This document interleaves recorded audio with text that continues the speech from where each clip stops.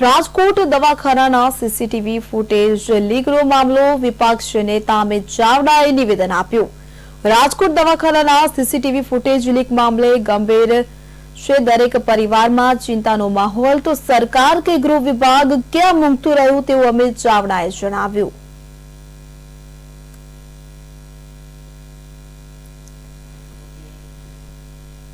આજે ગુજરાત વિધાનસભામાં ગુજરાતના એક એક પરિવારને સ્પર્શતો ખૂબ જ ગંભીર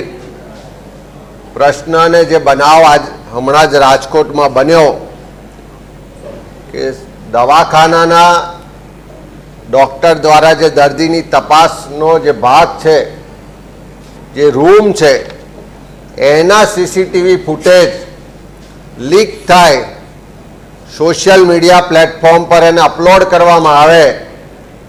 500 રૂપિયાથી લઈને 2000 રૂપિયામાં આ ખાનગી માહિતી જે કહેવાય, જે સીસીટીવી ફૂટેજ કહેવાય, એને સોશિયલ મીડિયામાં વેચવામાં આવે અને એવી ગંભીર બાબતનો મુદ્દો લઈ અને કોંગ્રેસ પક્ષ તરફથી વિધાનસભાના નિયમ 116 અંતર્ગત આ મુદ્દાની ચર્ચા કરવામાં આવી છે। ગુજરાતમાં આ વિષય જ્યારથી બહાર આવ્યો ત્યારથી દરેક પરિવારને ચિંતા છે। દરેક પરિવાર આજે ભય હેઠળ જીવે છે કે ક્યાંક એના ઘરના સીસીટીવી ફૂટેજ, ક્યાંક એના બેડરૂમમાં લગાવેલા સીસીટીવીના ફૂટેજ, ક્યાંક શાળાના કોલેજના સીસીટીવીના ફૂટેજ, ક્યાંક મોલમાં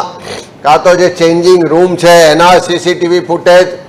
હોટલ કે જાહેર સ્થળોના સીસીટીવી ફૂટેજ કે વિધાનસભાના સીસીટીવી ફૂટેજ